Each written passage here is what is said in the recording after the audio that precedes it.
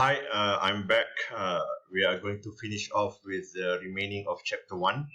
And the next part that we are going to continue is on managerial levels and types of managers.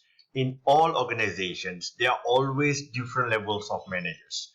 And that's why we have different ranking, job position, and priorities and hierarchy in the organization.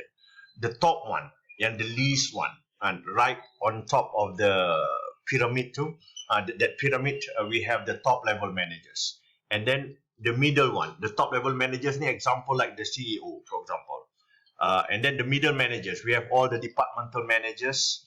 And then we have the first line managers, referring to the supervisors, line leaders, and then we have operational employees. So, what types of skills that these managers might have?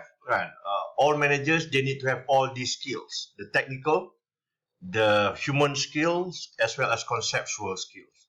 It is just that the level is different between different level of managers. For example, as any type of managers, the most basic skill that is important for us to have is technical skills. The accountants, they need to know on how to do accounting correctly. This is the ability to utilize the knowledge of tools, techniques, and procedures that are specific to a particular field. IT specialists, they must know about the computer, about the basic things, about system, about the keyboard, and then the mouse and everything. They need to know all the technical knowledge. As the auditor, they need to have a good accounting knowledge. And then human skills. We all deal with human beings, employees, and especially some of us, we are right in the middle between the first level managers, between the line leaders, between the operational employees and upper level managers. So we need to play our roles to communicate effectively so that both parties are going to be satisfied. So this is the ability to work effectively with one own work group as well as others within organization, involve motivating and disciplining subordinates. And then we have conceptual skills, the ability to process the tremendous amount of information about internal and external environment of the organization and determine applications of that information. And we also need to have a conceptual skills to see a bigger picture, to have an eagle eye view. And we look at the top and to look at the business environment and identify what are the things that we should be doing. What are the things happening in our competitive environment? What are the changes in our industry? What is our competitors are doing at the moment?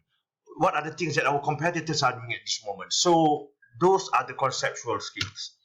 And this is what I said earlier on. Different level managers, they require different types of skills.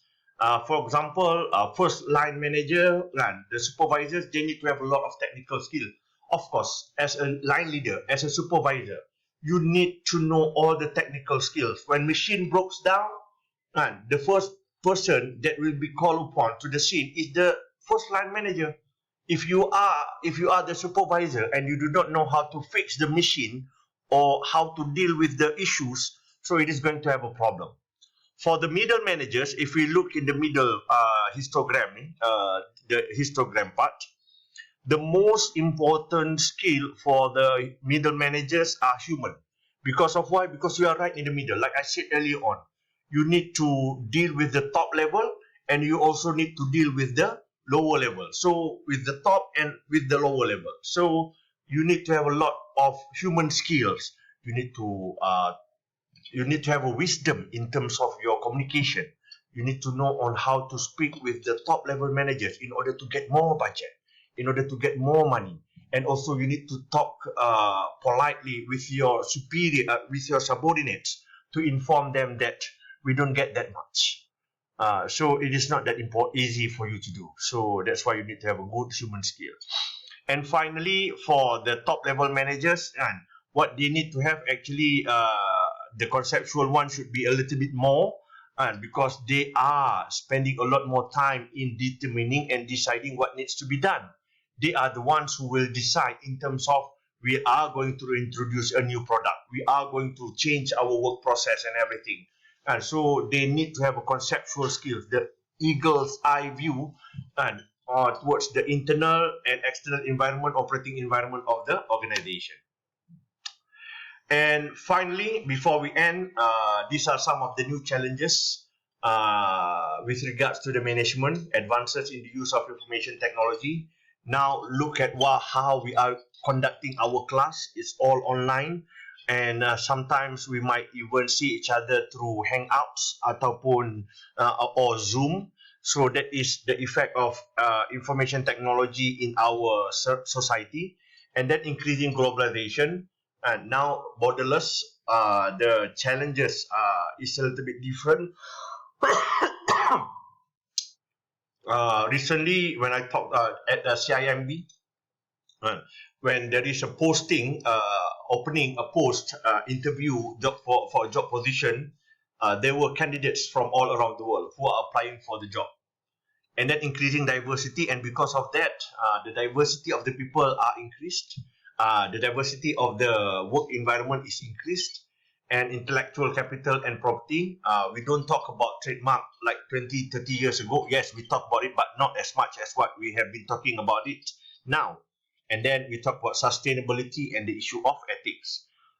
So these are the new challenges and opportunities for managing in 21st century. So we are going to end our lecture with some quotes from John F. Kennedy. Efforts and courage are not enough without purpose and direction. So do your notes, do your exercises, and do your mind mapping, and read your textbook, and we shall see again each other.